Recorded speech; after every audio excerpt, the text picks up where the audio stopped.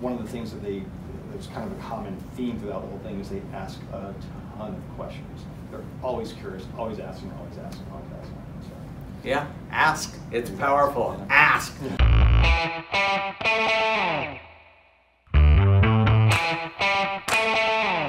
Hey, Dr. Bill here with another exciting, hopefully, Meet the Mentor. We had an amazing LEAP session. LEAP Week was killer this year. Mark Wahlberg, Anthony Hopkins, Jonathan Bennett, Paula Abdul, Devin Durid from 13 Reasons Why, and a bunch of amazing speakers. Lloyd has been at LEAP 4 times as a mentor. The program culminates on Friday with a mentor workshop where we have about 100 different professionals who all sit and talk to the students.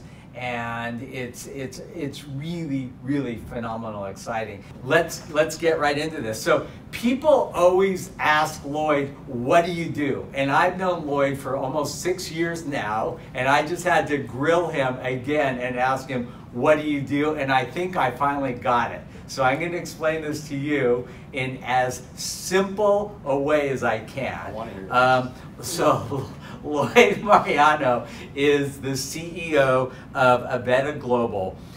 It's a leader in technology initiatives, and basically his success revolves around business process management. And you're saying, what does that mean? I'm going to tell you in a second. But basically what he does is he kind of bridges the gap between business and technology for businesses. So let me explain to you how that works and what he does. Most of Lloyd's customers or clients are in law firms or capital investment firms or advertising agencies. So I'm going to use me as an example. I'm a dentist. I know how to do teeth. I do dentistry.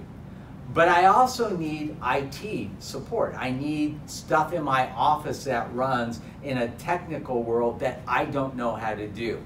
That's what his company does. So basically, if a law firm is up and going, or one of these investment firms is up and going, and they don't really know how to build out, or they don't want to have an in-house way of managing their IT solutions, they'll hire Lloyd. He'll have his management team come out. They'll do a consultation and basically sit down and decide what the needs of the company are. Once they do that, then his managed services platform will go in and basically build out a platform for that company, and not only build it, but they also have the ability to monitor it. So for instance, they can see if you get a virus, or they can see if you need to upgrade your computers because there's too much data or whatnot. And they basically make that all run as smoothly as possible. Did I get it? You got it, man. So now we know what Lloyd does. All right, Lloyd, why would you want to do this? I have been doing this my entire life. So before doing this, I was flipping pizzas as a kid. So it's an interesting story. My dad was a senior staff engineer for Motorola. And he used to check out computers like library books. You should just bring them home. And as a kid, I would mess around with them. I got so good at it, my dad would knock on my door at 1 in the morning. Son, you gotta help me. I've got this project due. I don't know what I'm doing. And I would help. I literally would help my dad. This sounds like, I just read the biography of Michael Dell. This sounds like the same kind of background. Never read his biography, but it was fun.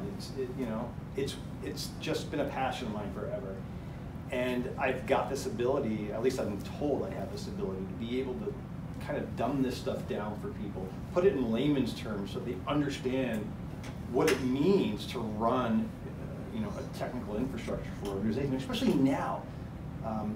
Back in the day, you were specialized, you did this stuff. Yeah, but now there isn't a business in the world that doesn't need IT support and, building a business. And especially when you have a very, in dentistry, we're lucky because there are companies that have really, really good and robust dental solution. We have these, so it's already kind of a prepackaged deal, but you really do kind of a custom-made solution for companies. Yeah, every company's requirements are different. Even in dentistry, there are some subtle differences.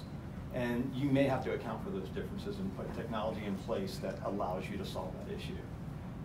So it's almost like being an architect of a building. When you design a technology infrastructure for an organization, there are certain things that you want to see in place. If you have 50 employees, but you know you're going to have 200 in 3 years, then scale for it, build for it, create the foundation that allows you, the technical foundation that allows you to scale for that number of employees when you get there. Is this a really competitive field that you're in? I mean, do you have a lot of competition that you have to compete with all the time, or are you kind of... I'm going to be completely candid. I don't weigh the competition. I'm so focused on what I do. I just absolutely love and so passionate about what I do, solving problems, that my focus isn't about my competition. My focus is on the customer side. And I'm going to make an assumption. I would think that probably the lion's share of your new business comes from satisfied customers because they know what you're doing. It's incredible. It's past employees of organizations that go out and say, hey, there's this company, they really took care of us, and you should take a look at them. It's former IT folks at different organizations that we kind of augmented their team, and they go wind up at new places and they say, oh, you used to hire this company, they're fantastic. Let's put them in place. So take me back to the beginning. How do you basically take this from a concept to a viable business? I was actually the CIO or CTO of an organization, a couple of them actually. And I found that once I got to a pinnacle, once I solved all the technical issues, there was just kind of this plateau. And you kind of hang out there for a year or two until the next big thing happened, and then you just start all over again. So there was this kind of ebb and flow. And I realized that instead of finding, a shortfall in the skill set or the position that I had, that I'd go out and do this for a number of organizations. So instead of just having one project and that project being over, and I'd sit around and wait, being this employee with twiddling my thumbs, I'd go out and do this for a number of organizations that can use that skill set. And so that's how this all kind of started for me. Just so that these guys have a clearer image of what you do, we were talking about an ad agency that you work with and you were really proud of the results. Maybe you can kind of give them a little bit of background as to what the ad agency's needs were, how you solved those solutions, and why you felt this was such a raging success. So it was a guerrilla marketing company actually. So they did street level advertising.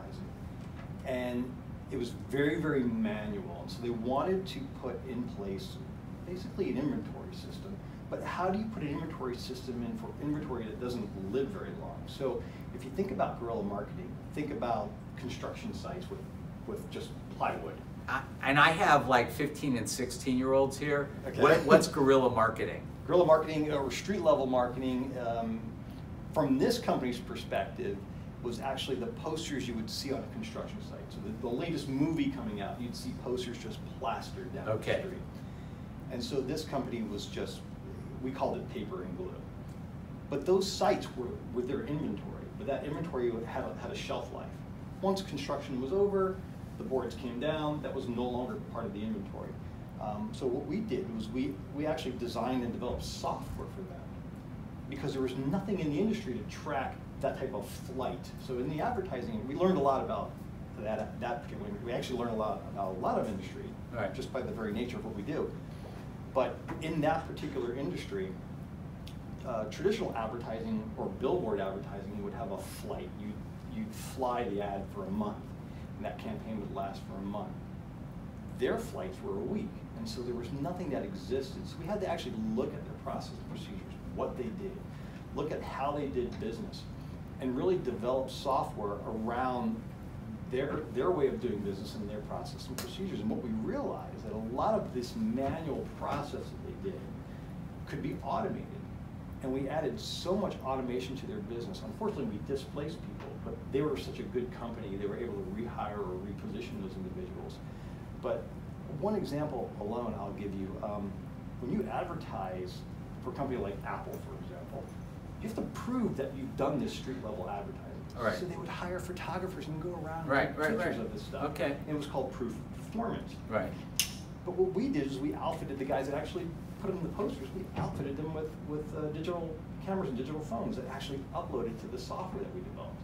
Perfect. So Easy. immediately, it was $129,000 of FedEx costs, just so you didn't have to FedEx pictures anymore. They didn't have to create these picture books. Everything was online. A link went to the customer. Here's your proof of performance. This is what we did for you. And it was just so amazing to see their business transformed. And then we did. and then you guys develop the software that actually enables us to be kind of seamless and easy to do. Yeah, and it was about an 8-month process because we sat with the business leaders, and it's so important, especially now in a technical-driven economy, that business leaders are aware of what's available, what they could do, using the solutions that are available to them, because it really does excel your business if you know how to utilize it. Right. When you built the business, and you've had it for about 9 years, what was like the biggest challenge that you kind of encountered as this was all growing? Getting businesses to realize you exist, and that continues to be a challenge for us. A lot of our repeat business is from folks that we interact with on a daily basis, former employees, former IT guys, business leaders that wind up at new companies, and you know, we've got a solid reputation, so we don't do any advertising, we don't do any marketing. Maybe we should, but. I'll tell you, one of the things we teach at LEAP, the most powerful 3-letter word in the world, ask. Ask. And you know, I mean, honestly, I have my whole front desk. You know, when patients come up, they say, you know, to patients, you know, we're always accepting new patients. If you have friends or family in town, they'd be like, oh wow, I didn't know you guys, you know, could take new patients. And you know, that might be something as easy as just, you know, checking in once a year and saying, hey, how are things going? You know, we're growing, our business is growing. If you have any friends or family that could use us, please refer us. Yeah. That's Asking is an easy one. I read an article recently about, they talked about Steve Jobs' behavior, Jeff Bezos, and one of the things that was kind of a common theme throughout the whole thing is they ask a ton of questions. They're always curious, always asking, always asking, always asking. So. Yeah, ask. It's powerful. Ask. So what's next? I mean, you've had this company for 9 years. You're thinking about possibly acquiring another company and merging them, or? Yeah, we you know, one of the things we were looking to do about 4 years ago was government contracting. So we got into government contracting, trying to facilitate federal contracts, because federal contracts in the IT space is pretty lucrative. But we found that doing business with the government is pretty tough. No kidding. Yeah. I'm shocked on that one. So the best way to do it is to buy it. And so, you know, we've embarked on trying to acquire. This is our second year actually digging into this, but this year I think we found a company that really gels with kind of our culture and what we want to do, and it's going to be a growth year for us. So this year and next year, I think acquisition is the way to go. Cool. Yeah. Well, I just want to say thank you so much for your support with LEAP. I mean, you're amazing. Ken Rakowski organizes a group called Metal, and this is how Lloyd and I met. We meet every Saturday morning. I know Ken hates when you say it's a business networking group, but it's a life, I would say, networking group. It's not just about business, it's about life, it's about philanthropy, it's about personal growth, and it's an amazing group of men. Every 6 weeks we have women as well, and you know, I would say about 30 of the men from our metal group actually came as mentors to LEAP this year and do every year. They all send their kids when their kids are 15 to 25. And I appreciate your support, Ken's support, metal support, and I look forward to talking to you guys again next week.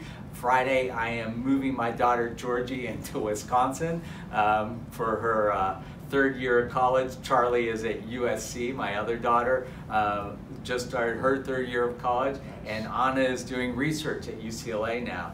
and all three of my girls are happy. I'm happy, and I'm going to be 60 on September 16th. So with that, Dr. Bill, over and out.